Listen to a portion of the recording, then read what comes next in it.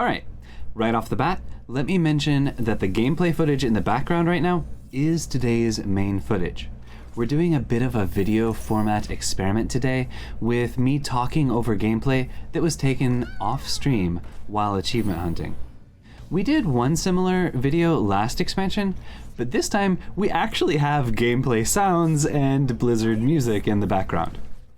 And after this intro, I'll be talking about the plays and thought processes a bit while watching it with you. Now, a couple things you'll notice about the gameplay going on right now. First, this is a wild deck, which we don't highlight too often.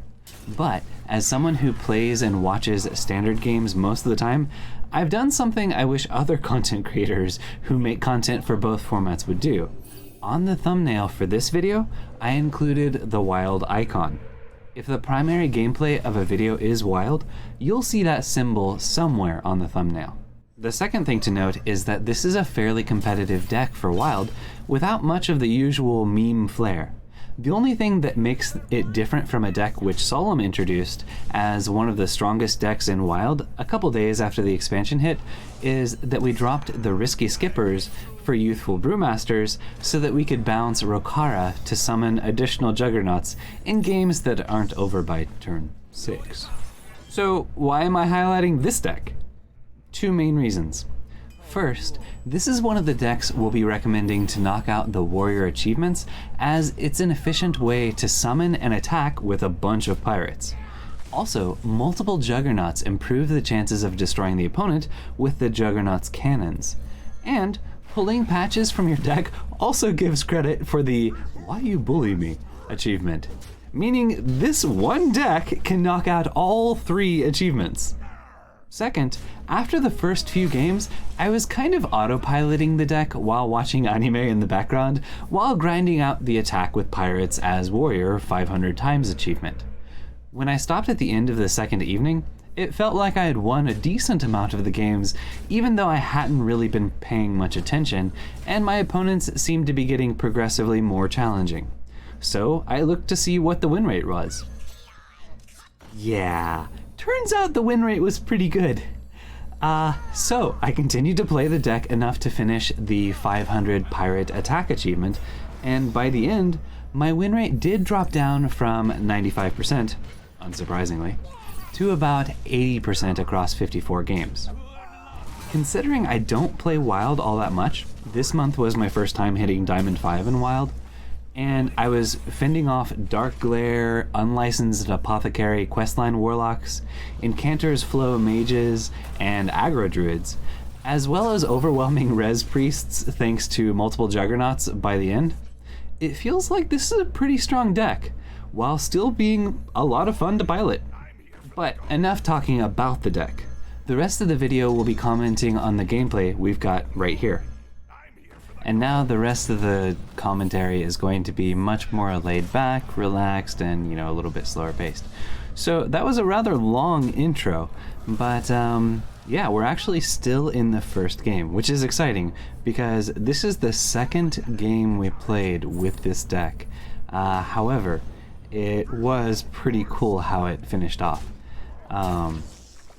So doing a live commentary, this is my first time doing a live commentary on one of these videos. Kind of, breaking the third, fourth wall, whatever it is. I think it's the fourth wall. But yeah, the opponent did a nice lightning storm, managed to stabilize.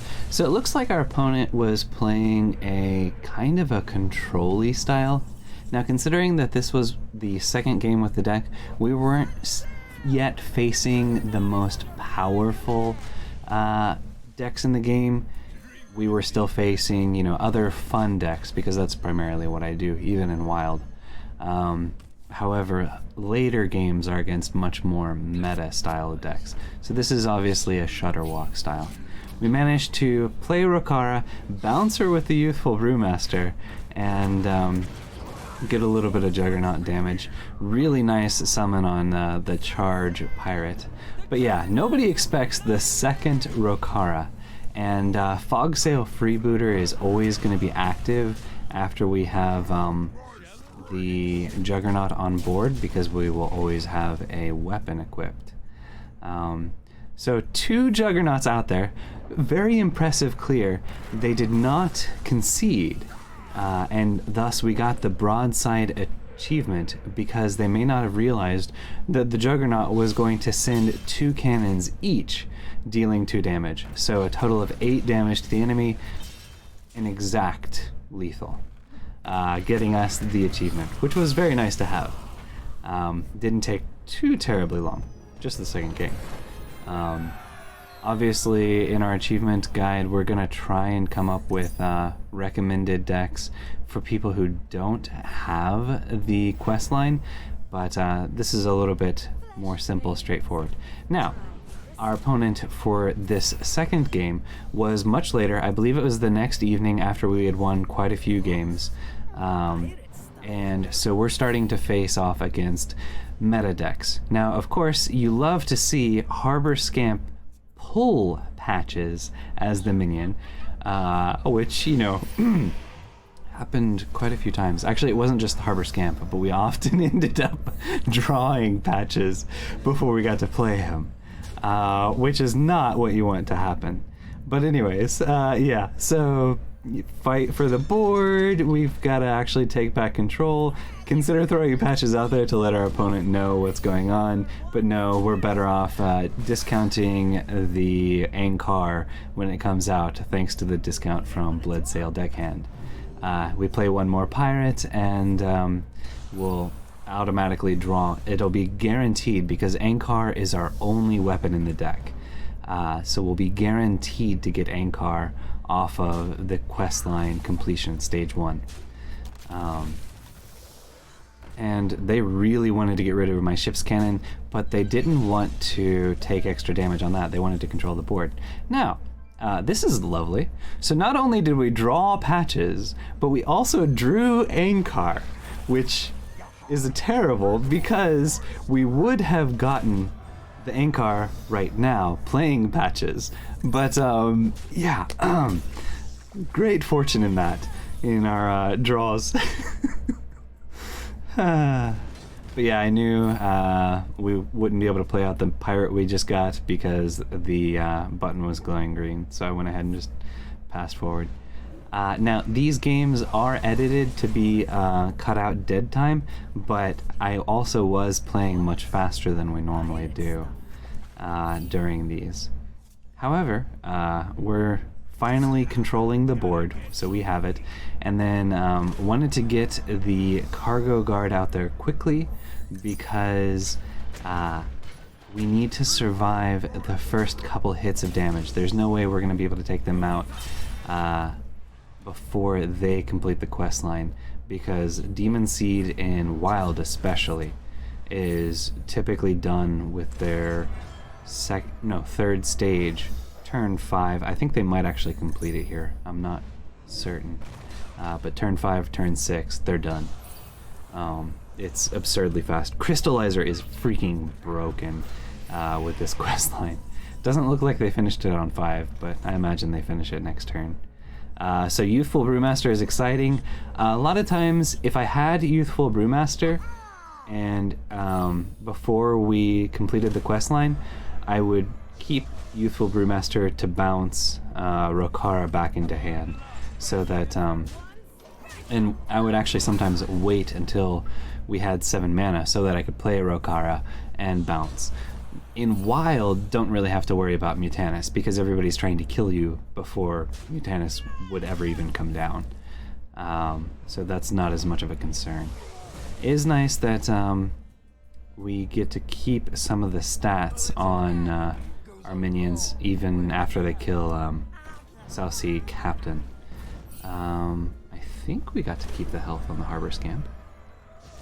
I don't think it was 2 health before the captain died. I don't want to jump back though to confirm that. And maybe there will be a pop-up that we'll say for sure when I'm editing. But yeah, we went ahead and bounced Rokara so that we would be able to play her out and have the double Juggernaut to really pressure the opponent, because it's going to be difficult to win this one without a second Juggernaut pounding that extra pressure down, because they're going to be able to, let's see, their quest line is complete. They've got Tamsin online, but only 2 mana, fortunately. So surely they can't do that much damage, right? I've died from here. With only 2 mana, because they can do absurd things for 0 mana. Fortunately, Stealer of Souls doesn't exist, or is banned from Wild, but it's still a busted deck. So here, okay, now, getting the Bulwark as our random weapon is the reason this game, we still had a chance in this game. Because I probably should not have hit with that Bulwark. I should have kept all 4 charges, because looking at this, they have so many ways to deal damage. It's absurd. And so had I saved that charge, dealing that 1 extra face damage, totally not worth it, because so many wild Demon Seed Warlocks are running the Unlicensed Apothecary that just 5 damage, plus, look at this, like, it does the 2 damage, takes out the final charge, and then the 5 damage on top of that. So that's a 7 damage combo for 1 mana once they've managed to place the Apothecary. However, that did manage to buy us the time so that we can actually fight back for the board, maybe even take them down. Gotta check for lethal. Pretty sure we didn't have it quite yet. So that was... he had Rush. Only 12 damage, nowhere close to lethal. So we gotta clear the board, make sure that we're nice and healthy. Now, if we did not... if the cannon didn't go into the Apothecary, we were gonna have to probably smack our face into it. I wanted to send 7 damage to their face, even if we had to take 5 to ourselves, but we got kind of fortunate. But that was 1 Apothecary down, fortunately. I don't think they had an immediate Apothecary to take us, or hit us with. However, they did get the second one. I don't know if that was off of Solarium.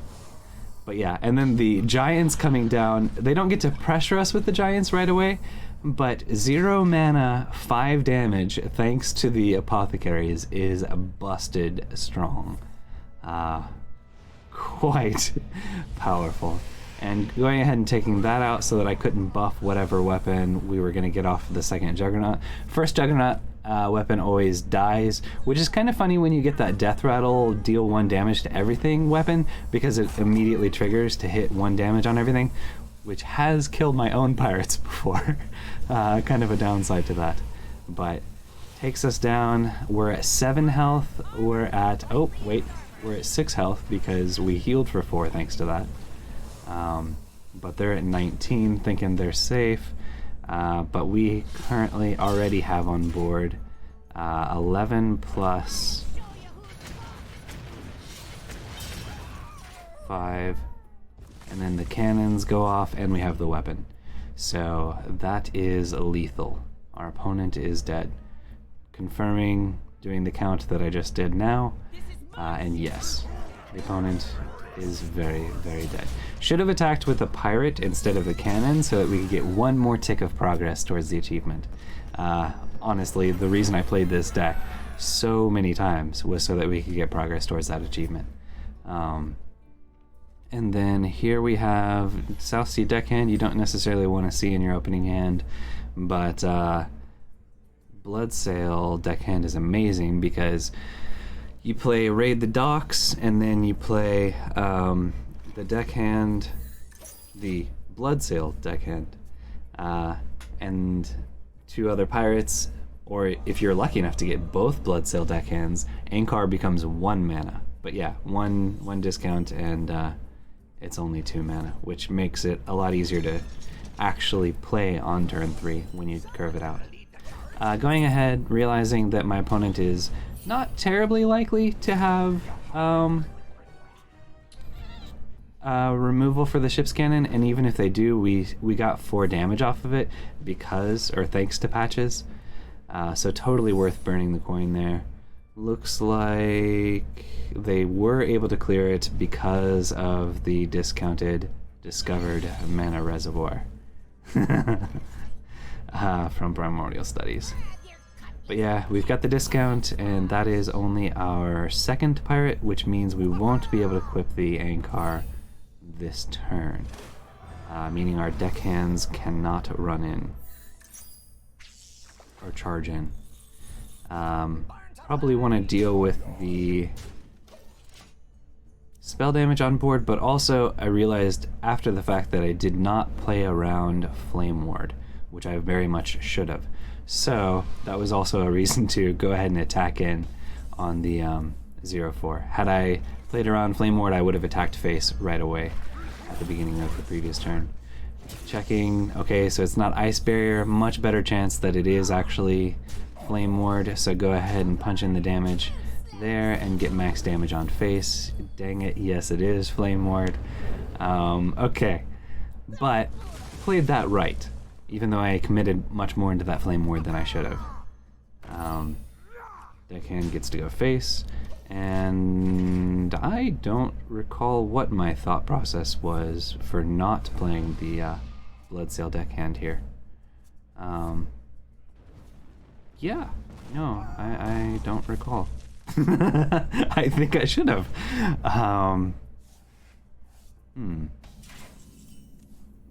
But anyways, oh, that's what it was. Yes, I wanted an easy activator, a cheap guaranteed activator for the Bloodsail Cultist, so that I would be able to get an extra durability. The extra damage is nice, but the extra durability guaranteed was what I really wanted. So no, that was correct. Haha! I was not an idiot. Yes. Anyways, so I'm not in the game right now. This is the after commentary. So yes. Anyways, kind of fun to do it this way. And of course, Mage has 50 billion clears, so the ability to attack with pirates and get progress towards that achievement in this game was actually quite a bit more challenging, quite a bit more frustrating. Mages and I think a couple others are pretty good at basically just clear, also while dealing damage and taking you down. Now this is not a Questline Mage, which means their win condition. Right. And obviously you can see this is not your normal secret mage either, but I did just remember why we highlighted this. So we've got Youthful Brewmaster because, I mean, my default is let's get an extra Juggernaut. If we're not about to die or we don't have, guaranteed lethal on the board, let's get an extra Juggernaut. Now, here I'm like, oh, Antonidas, but I was thinking we're guaranteed to win this, right? And then Antonidas comes down, ignores all the 3 minions on board, and it's like, oh, frick. I think our opponent also kind of wished Antonidas went into some minions because he knew, yeah, he was dead there. Now, unfortunately, this game I wasn't recording from the beginning. I don't record all of the games. I record most of them, especially when achievement hunting. But I had gotten enough footage that I knew I had what I wanted for the achievement guide, background gameplay. But playing through this game at around turn 6, I realized, oh gosh, actually this is a big control style of warrior. And also, really cool, my opponent is also playing Raid the Docks, but an odd Raid the Docks. So kind of an interesting matchup there, and I wanted to go ahead and grab footage for that because I realized, oh, well, against a control style deck, I'm probably going to get to attack with pirates a lot of times. Yeah, they might be able to keep removing them, but as you can see here, a second Juggernaut once again to kind of overwhelm our opponent. Now, the weapons are always random, but one thing that's kind of interesting about weapons with a death rattle like this one is that you can actually end up filling your entire hand if you keep getting unlucky and getting the death rattle weapon over and over, because Juggernaut will keep equipping new weapons, and so you could end up popping these back into your hand and have difficulty withdrawal. But if the game's going long enough that you end up with a full hand due to that, you're probably not going to win anyway, so it doesn't really matter. But yeah, so they got their own Rakara, but it's turn 9 for them. We already have 2 Juggernauts out there, or Juggernauts out there. Patches is a great hit that you love to see off of the Juggernaut. However, Greenskin is great. And also our second weapon happened to be the Wrench Caliper, which is amazing. And we can even get a little additional damage from the Wrench Caliper. It looks like we didn't go for that though. It was a nice clear on the Risky Skipper. And a little extra damage thanks to Captain. And also Captain improves the chances, unless they have a clear here, like Brawl or something. They've played 1 Brawl already though. So our Cargo Guard can survive. Okay, so that's the second Brawl. They've used Risky Skipper, they've used Double Brawl, both Shield Slams. We've already eaten through their Bulwark of Azzinoth. However, they could get another one off of their own Juggernaut. But they weren't able to play Rokara, or I guess they chose not to play the Rokara here because they had enough mana after Brawl, but they chose to get the armor instead. Which is a little bit surprising because they needed the counter pressure, I think, to fight against us, especially when we've got double Juggernauts. Now, having a full board, one, if they don't clear, you're not getting the pirates, but you're getting the Juggernaut value, so it's still totally worth it. And actually here now we see why they didn't play Rokara last turn. They really wanted to Zola. So in Odd Warrior, you can also get a second Rokara. So I loved our opponent right here. I'm like, oh, that is so awesome. You're gonna die. But that is so awesome. Because they were going for double Juggernaut too. And so this game did have my full attention by the end. And I was no longer autopiloting. But unfortunately for them, they were just dead. And so I do believe that was the final game. And so this is probably going to transition to our normal outro. Yes, indeed. So swapping to the normal outro here. So now the normal outro. And that's it this time. I hope you enjoyed. If you did, be sure to tap that like button, smash that subscribe button, and share your thoughts in the comments below, especially on this, different format. But we release videos here every Tuesday, Thursday, and Saturday. And also, if you enjoy participating in Experiments Live, check out our stream at twitch.tv/SSAlchemist. We currently stream on Saturdays and Sundays. There's a link to our Discord server in the description as well, if you'd like to check it out. And remember, you're awesome. Thank you for watching, and have an awesome day.